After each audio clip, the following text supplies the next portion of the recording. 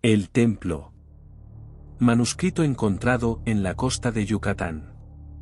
El 20 de agosto de 1917, yo, Karl Heinrich, conde de Alt-Bergerenstein, capitán de corbeta de la Armada Imperial Alemana y al mando del submarino U-29, deposito esta botella y registro en el Océano Atlántico en un punto desconocido para mí, pero probablemente a unos 20 grados de latitud norte y 35 grados de longitud oeste, donde mi barco yace inutilizado en el fondo del océano.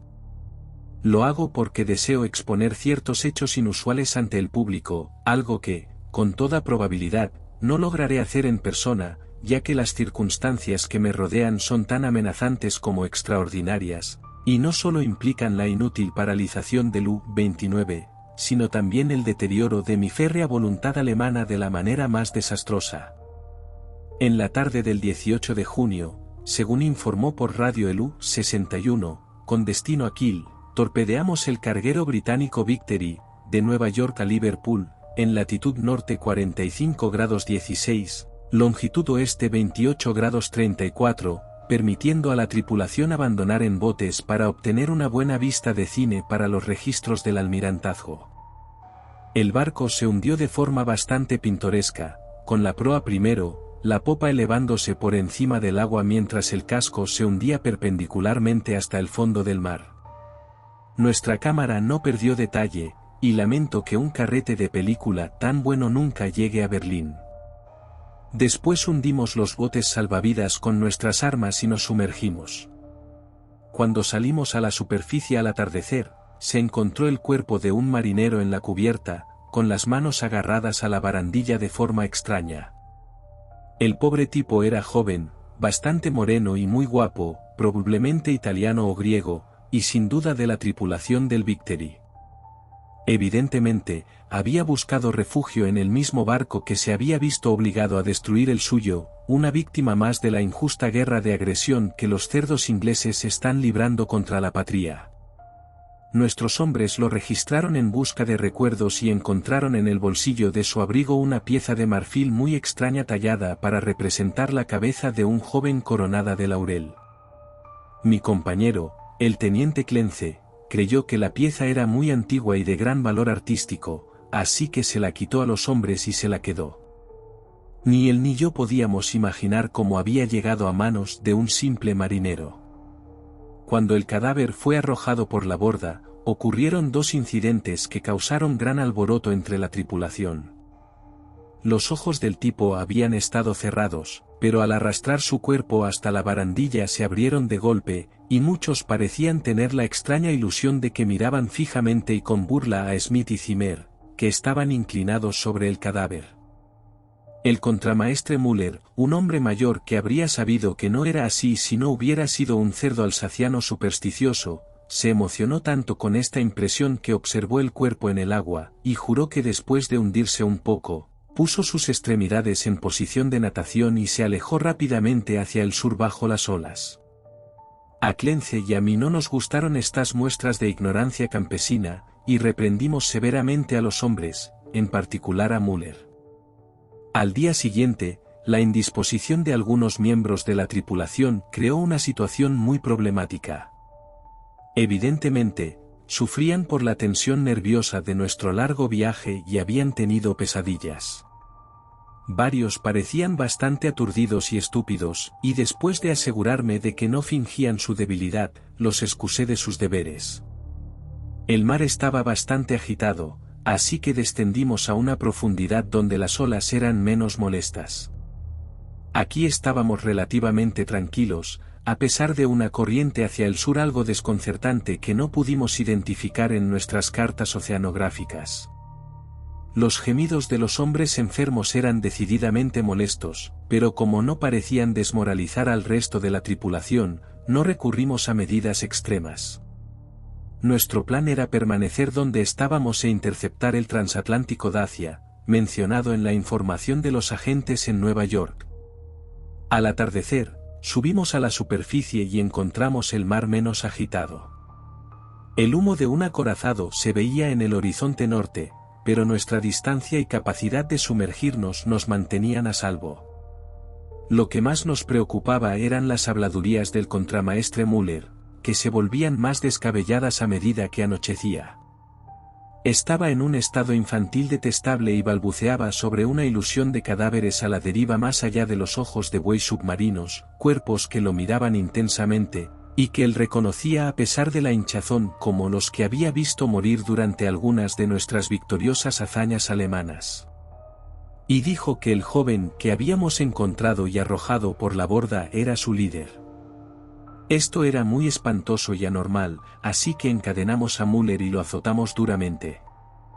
Los hombres no estaban contentos con su castigo, pero la disciplina era necesaria. También denegamos la petición de una delegación encabezada por el marinero Zimmer de que la curiosa cabeza de marfil tallada fuera arrojada al mar. El 20 de junio, los marineros Bohm y Smith, que habían estado enfermos el día anterior, se volvieron violentamente locos. Lamenté que no hubiera ningún médico entre nuestros oficiales, ya que las vidas alemanas son preciosas, pero los constantes desvaríos de los dos sobre una terrible maldición eran muy subversivos para la disciplina, por lo que se tomaron medidas drásticas. La tripulación aceptó el suceso con mal humor, pero pareció calmar a Müller, que a partir de entonces no nos dio más problemas. Por la noche lo soltamos y él se dedicó a sus tareas en silencio. En la semana siguiente estábamos todos muy nerviosos, pendientes del Dacia. La tensión se vio agravada por la desaparición de Müller y Zimmer, que sin duda se suicidaron como resultado de los temores que parecían acosarlos, aunque no se les vio en el acto de saltar por la borda. Yo estaba bastante contento de deshacerme de Müller, porque incluso su silencio había afectado desfavorablemente a la tripulación. Todo el mundo parecía inclinado a guardar silencio ahora, como si guardara un miedo secreto. Muchos estaban enfermos, pero ninguno causaba problemas.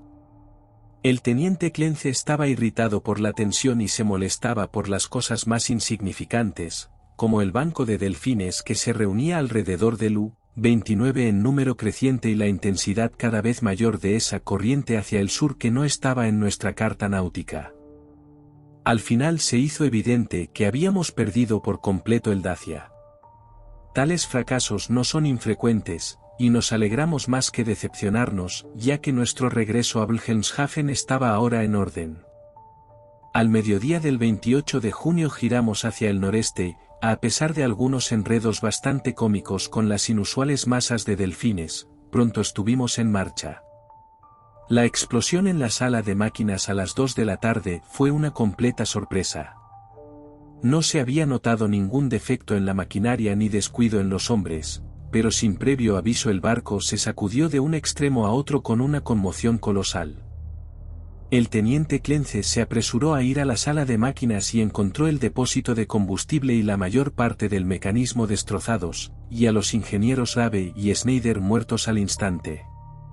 Nuestra situación se había vuelto grave de repente, porque aunque los regeneradores químicos de aire estaban intactos, y aunque podíamos usar los dispositivos para elevar y sumergir el barco y abrir las escotillas mientras el aire comprimido y las baterías de almacenamiento aguantaran, éramos incapaces de propulsar o guiar el submarino.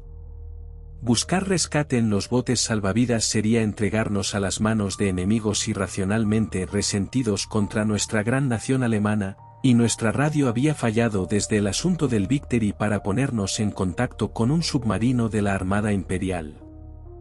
Desde la hora del accidente hasta el 2 de julio, nos desplazamos constantemente hacia el sur, casi sin planes y sin encontrarnos con ningún barco.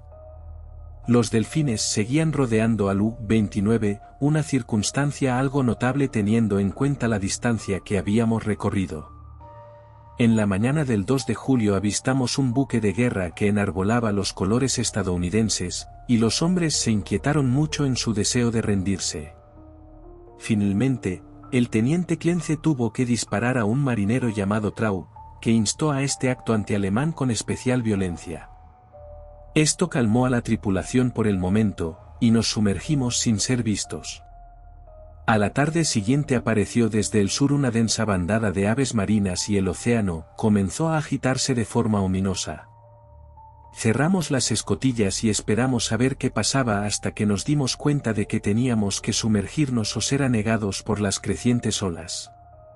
Nuestra presión de aire y electricidad estaban disminuyendo y queríamos evitar todo uso innecesario de nuestros escasos recursos mecánicos, pero en este caso no había elección. No descendimos mucho, cuando después de varias horas el mar se calmó, decidimos volver a la superficie. Aquí, sin embargo, surgió un nuevo problema, porque el barco no respondía a nuestras órdenes a pesar de todo lo que los mecánicos podían hacer. A medida que los hombres se asustaban más por este encarcelamiento submarino, algunos de ellos empezaron a murmurar de nuevo sobre la imagen de marfil del teniente Clence, pero la visión de una pistola automática los calmó. Mantuvimos a los pobres diablos tan ocupados como pudimos, jugando con la maquinaria incluso cuando sabíamos que era inútil. Clence y yo solíamos dormir en momentos diferentes, y fue durante mi sueño, alrededor de las 5 de la madrugada del 4 de julio, cuando estalló el motín general. Los 6 marineros restantes, sospechando que estábamos perdidos, se habían enfurecido repentinamente por nuestra negativa a rendirnos al acorazado yanqui 2 días antes, y estaban en un delirio de maldiciones y destrucción. Rugían como los animales que eran, y rompían instrumentos y muebles indiscriminadamente, gritando sobre tonterías como la maldición de la imagen de marfil y el joven muerto y oscuro que los miraba y se alejaba nadando. El teniente Clence parecía paralizado e ineficaz, como cabría esperar de un renano blando y afeminado.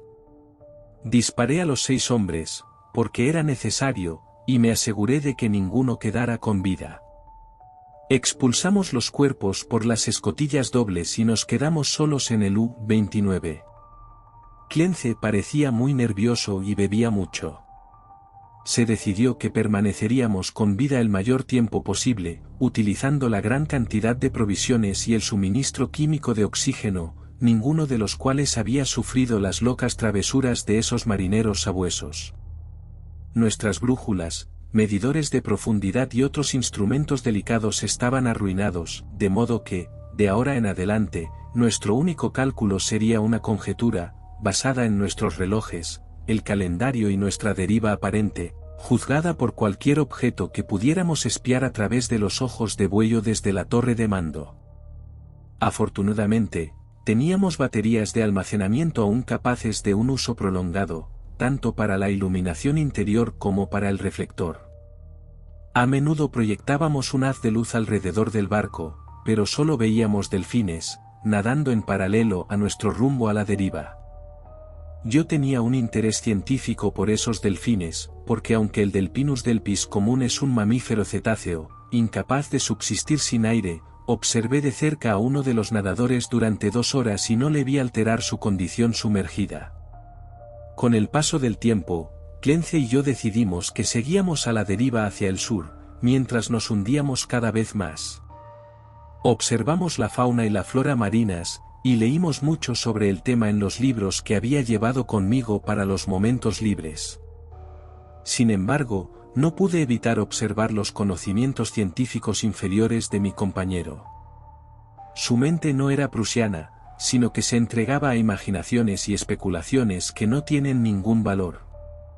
El hecho de nuestra muerte inminente le afectaba curiosamente, y a menudo rezaba arrepentido por los hombres, mujeres y niños que habíamos enviado al fondo, olvidando que todas las cosas que sirven al Estado alemán son nobles.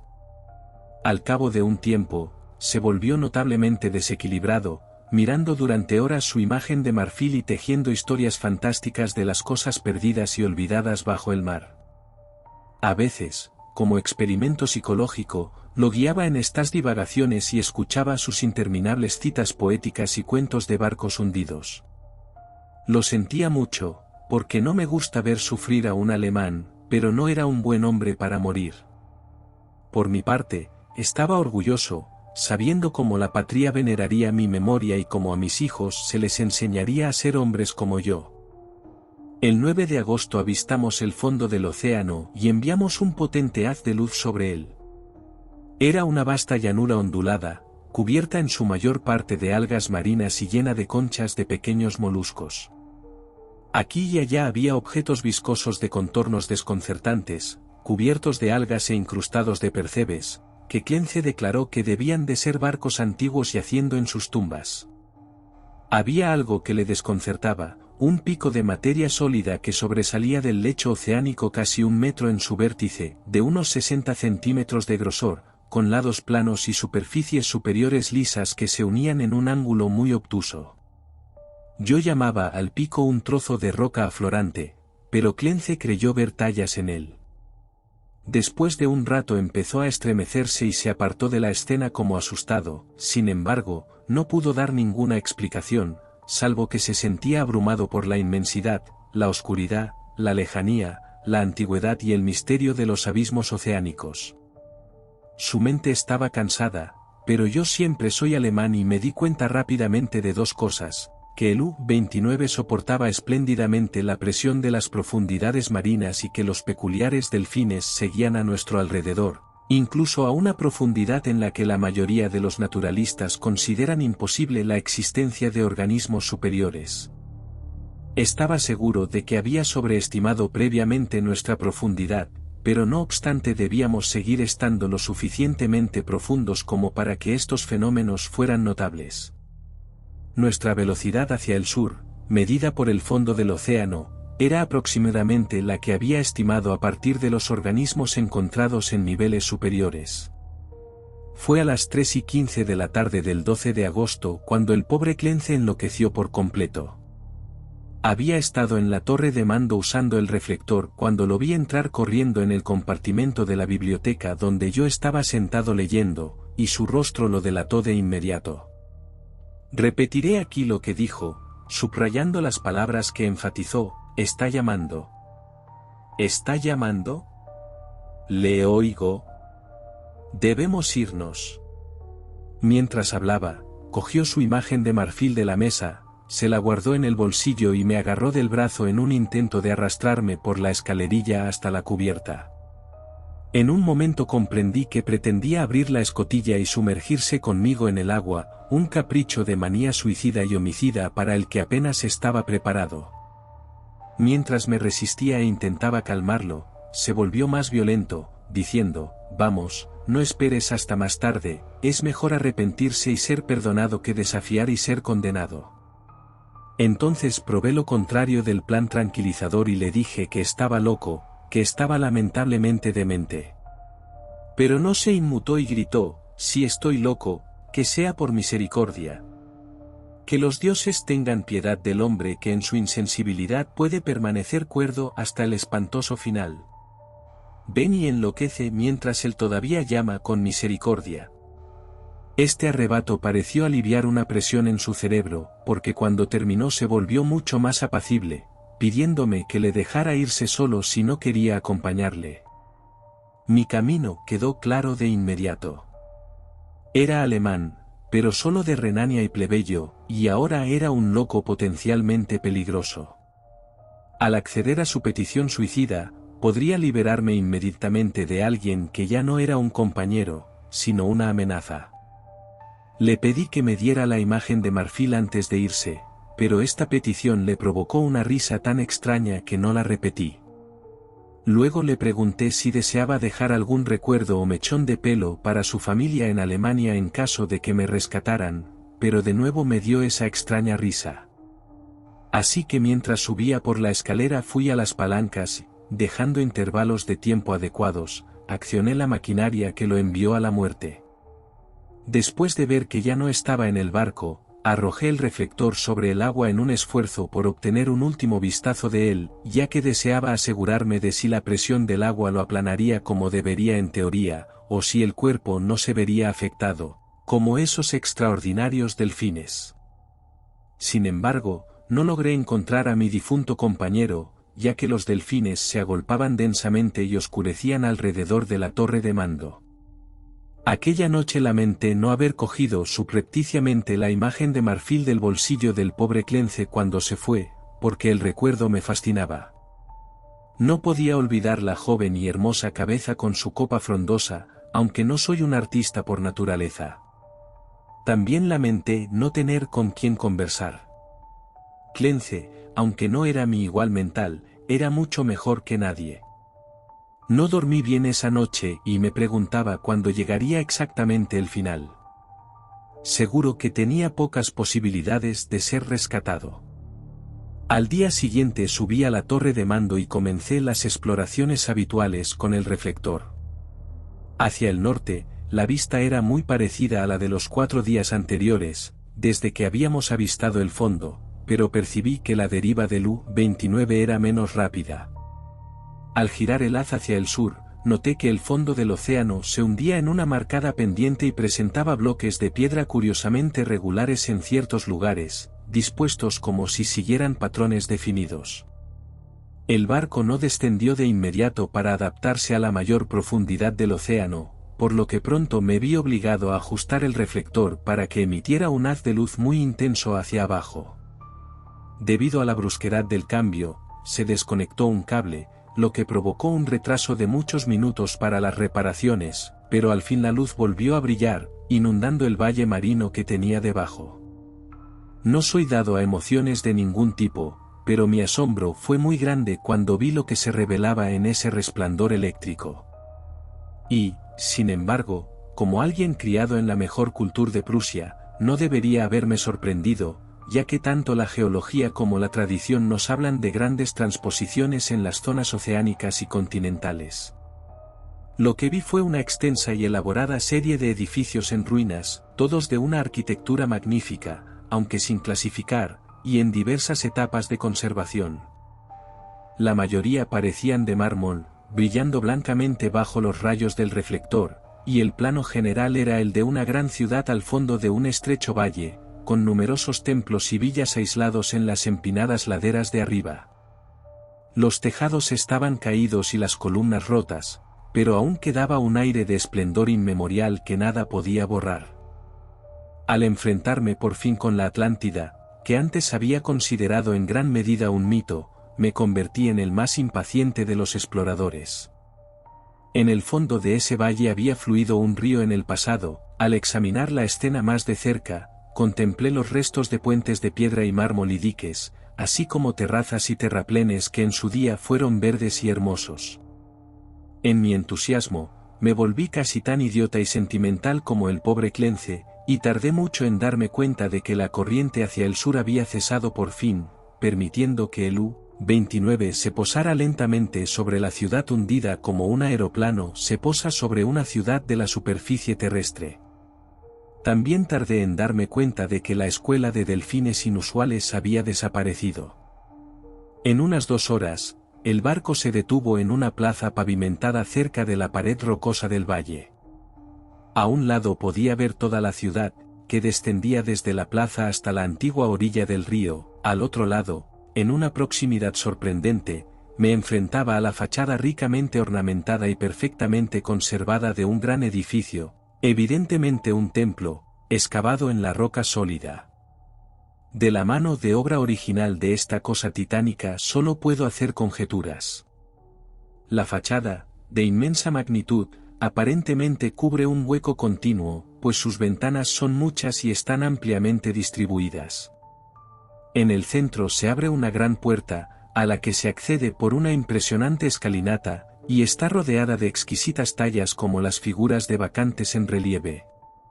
Destacan sobre todo las grandes columnas y el friso, ambos decorados con esculturas de una belleza indescriptible. Obviamente representan escenas pastorales idealizadas y procesiones de sacerdotes y sacerdotisas portando extraños objetos ceremoniales en adoración a un dios radiante. El arte es de una perfección fenomenal, en gran parte de inspiración helénica, pero extrañamente individual. Imparte una impresión de terrible antigüedad, como si fuera el antepasado más remoto en lugar del más inmediato del arte griego. Tampoco puedo dudar de que cada detalle de este enorme producto fue modelado a partir de la roca virgen de la ladera de nuestro planeta.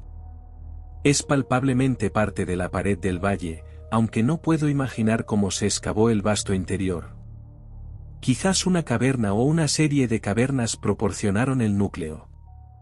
Ni el tiempo ni la inmersión han corroído la inmaculada grandeza de este terrible santuario, porque de santuario se trata, y hoy, después de miles de años, descansa impoluto e inviolado en la noche y el silencio interminables de un abismo oceánico. No puedo calcular el número de horas que pasé contemplando la ciudad hundida con sus edificios, arcos, estatuas y puentes, y el colosal templo con su belleza y misterio. Aunque sabía que la muerte estaba cerca, mi curiosidad era insaciable, y dirigí el haz del reflector en una búsqueda ansiosa. El haz de luz me permitió conocer muchos detalles, pero se negó a mostrar nada dentro de la puerta abierta del templo excavado en la roca, y después de un tiempo apagué la corriente, consciente de la necesidad de conservar energía. Los rayos eran ahora perceptiblemente más tenues de lo que habían sido durante las semanas de deriva. Y como agudizado por la inminente privación de luz, mi deseo de explorar los secretos acuáticos creció. Yo, un alemán, debería ser el primero en pisar esos caminos olvidados por los eones. Saqué y examiné un traje de buceo de aguas profundas de metal unido, y experimenté con la luz portátil y el regenerador de aire. Aunque me costaría mucho abrir las escotillas dobles, creía que podría superar todos los obstáculos con mis habilidades científicas y caminar por la ciudad muerta en persona. El 16 de agosto salí del U-29 y me abrí camino con dificultad por las calles en ruinas y atascadas de barro hasta el antiguo río. No encontré esqueletos ni otros restos humanos, pero recopilé una gran cantidad de conocimientos arqueológicos a partir de esculturas y monedas. De esto no puedo hablar ahora, salvo para expresar mi asombro ante una cultura en pleno apogeo de gloria, cuando los habitantes de las cavernas vagaban por Europa y el Nilo fluía sin vigilancia hacia el mar. Otros, guiados por este manuscrito, si es que alguna vez se encuentra, deben desvelar los misterios que yo solo puedo insinuar. Regresé al barco cuando mis baterías eléctricas se debilitaron, decidido a explorar el templo de roca al día siguiente. El día 17, cuando mi impulso de descubrir el misterio del templo se hizo aún más insistente, me sobrevino una gran decepción, pues descubrí que los materiales necesarios para reponer la luz portátil habían perecido en el motín de esos cerdos en julio. Mi rabia era desmesurada, pero mi sentido alemán me prohibía aventurarme sin preparación en un interior completamente oscuro que podría resultar ser la guarida de algún monstruo marino indescriptible o un laberinto de pasadizos de cuyos meandros nunca podría salir. Todo lo que pude hacer fue encender el menguante reflector del U-29, y con su ayuda, subir los escalones del templo y estudiar las tallas exteriores. El haz de luz entraba por la puerta en ángulo ascendente, y me asomé para ver si podía vislumbrar algo, pero todo fue en vano. Ni siquiera se veía el techo, y aunque di un paso o dos hacia el interior después de tantear el suelo con un bastón, no me atreví a ir más lejos. Además, por primera vez en mi vida experimenté la emoción del pavor. Empecé a darme cuenta de cómo habían surgido algunos de los estados de ánimo del pobre Clence, pues a medida que el templo me atraía más y más, temía sus abismos acuosos con un terror ciego y creciente. Al regresar al submarino, apagué las luces y me senté a pensar en la oscuridad. Ahora había que ahorrar electricidad para emergencias. Pasé el sábado 18 en total oscuridad, atormentado por pensamientos y recuerdos que amenazaban con vencer mi voluntad alemana. Clence se había vuelto loco y había perecido antes de llegar a este siniestro vestigio de un pasado malsano y remoto, y me había aconsejado que fuera con él. Estaba, de hecho, el destino preservando mi razón solo para llevarme irresistiblemente a un final más horrible e impensable de lo que ningún hombre ha soñado. Claramente, mis nervios estaban muy tensos, y debo deshacerme de estas impresiones de hombres más débiles. No pude dormir el sábado por la noche, y encendí las luces sin importarme el futuro. Era molesto que la electricidad no durara más que el aire y las provisiones. Reavivé mis pensamientos sobre la eutanasia y examiné mi pistola automática. Hacia la mañana debí quedarme dormido con las luces encendidas, porque me desperté en la oscuridad ayer por la tarde y descubrí que las baterías estaban agotadas. Encendí varias cerillas seguidas y lamenté desesperadamente la imprudencia que nos había llevado a gastar hace tiempo las pocas velas que llevábamos. Después de que se apagara la última cerilla que me atreví a gastar, me senté muy callado sin luz. Mientras consideraba el inevitable final, mi mente repasó los acontecimientos anteriores y desarrolló una impresión hasta entonces latente que habría hecho estremecer a un hombre más débil y supersticioso.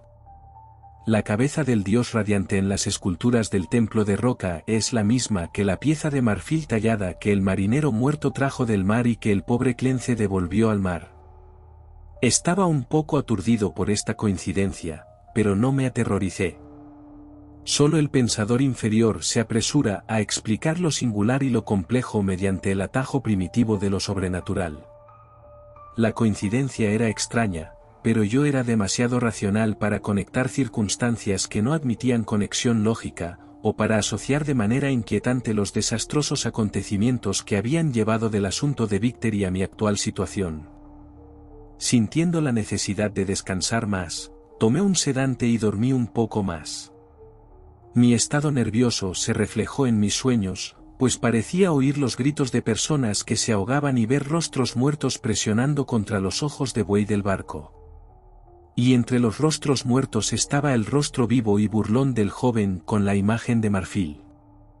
Debo tener cuidado al relatar mi despertar de hoy, porque estoy nervioso y muchas alucinaciones se mezclan necesariamente con los hechos.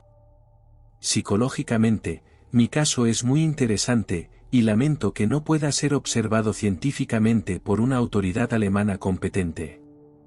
Al abrir los ojos, mi primera sensación fue un deseo irresistible de visitar el templo de la roca, un deseo que crecía a cada instante, pero al que automáticamente trataba de resistir a través de una emoción de miedo que operaba en la dirección contraria.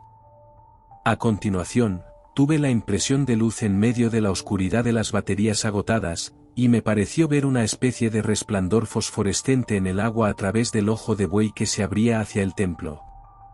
Esto despertó mi curiosidad, porque no conocía ningún organismo de las profundidades marinas capaz de emitir tal luminosidad. Pero antes de que pudiera investigar, llegó una tercera impresión que, debido a su irracionalidad, me hizo dudar de la objetividad de cualquier cosa que pudieran registrar mis sentidos.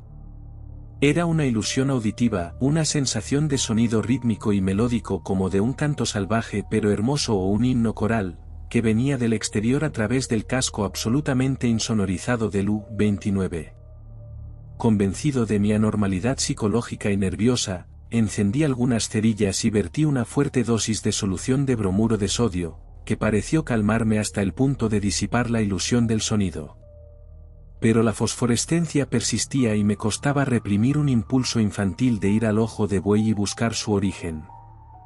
Era horriblemente realista y pronto pude distinguir con su ayuda los objetos familiares que me rodeaban, así como el vaso vacío de bromuro de sodio, del que no había tenido ninguna impresión visual anterior, en su ubicación actual. La última circunstancia me hizo reflexionar, crucé la habitación y toqué el vaso. Estaba, en efecto, en el lugar donde me había parecido verlo. Ahora sabía que la luz era real o parte de una alucinación tan fija y consistente que no podía esperar disiparla, así que, abandonando toda resistencia, subí a la torre de mando para buscar el agente luminoso. ¿No podría ser en realidad otro submarino, ofreciendo posibilidades de rescate? Es bueno que el lector no acepte nada de lo que sigue como verdad objetiva, porque, dado que los acontecimientos trascienden la ley natural, son necesariamente creaciones subjetivas e irreales de mi mente sobrecargada. Cuando alcancé la torre de mando, encontré el mar en general mucho menos luminoso de lo que esperaba. No había ninguna fosforescencia animal o vegetal alrededor, y la ciudad que descendía hasta el río era invisible en la oscuridad. Lo que vi no era espectacular, ni grotesco ni aterrador, pero me hizo perder hasta el último vestigio de confianza en mi conciencia. La puerta y las ventanas del templo submarino excavado en la colina rocosa resplandecían intensamente con un fulgor parpadeante, como el de una poderosa llama de altar en el interior. Los sucesos posteriores son caóticos. Mientras contemplaba la puerta y las ventanas extrañamente iluminadas, fui presa de las visiones más extravagantes, tan extravagantes que ni siquiera puedo relatarlas. Me pareció distinguir objetos en el templo, objetos tanto fijos como en movimiento, y me pareció volver a oír el canto irreal que me había llegado cuando desperté por primera vez. Y sobre todo se alzaban pensamientos y temores que se centraban en el joven del mar y en la imagen de marfil cuya talla se duplicaba en el friso y las columnas del templo que tenía ante mí. Pensé en el pobre Clence y me pregunté dónde descansaba su cuerpo con la imagen que había llevado de vuelta al mar. Me había advertido de algo y no le hice caso, pero era un renano cabeza hueca que se volvía loco con problemas que un prusiano podía soportar con facilidad. El resto es muy sencillo. Mi impulso de visitar y entrar en el templo se ha convertido ahora en una orden inexplicable e imperiosa que, en última instancia, no puede ser negada. Mi propia voluntad alemana ya no controla mis actos, y la voluntad solo es posible a partir de ahora en asuntos menores. Tal locura fue la que llevó a Clence a su muerte, con la cabeza descubierta y desprotegido en el océano, pero yo soy prusiano y un hombre sensato, y usaré hasta el final lo poco que me queda. Cuando vi por primera vez que debía partir, preparé mi traje de buceo, casco y regenerador de aire para ponérmelos al instante, e inmediatamente comencé a escribir esta apresurada crónica con la esperanza de que algún día llegue al mundo. Sellaré el manuscrito en una botella y se lo confiaré al mar cuando abandone el U-29 para siempre. No tengo miedo, ni siquiera de las profecías del loco Clence. Lo que he visto no puede ser cierto, y sé que esta locura de mi propia voluntad solo conducirá, como mucho, a la asfixia cuando se me acabe el aire. La luz en el templo es una pura ilusión, y moriré tranquilamente, como un alemán, en las negras y olvidadas profundidades. Esta risa demoníaca que oigo mientras escribo solo proviene de mi propio cerebro debilitado. Así que me pondré con cuidado mi traje de buceo y subiré con valentía los escalones hacia ese santuario primigenio, ese secreto silencioso de aguas insondables y años incontables.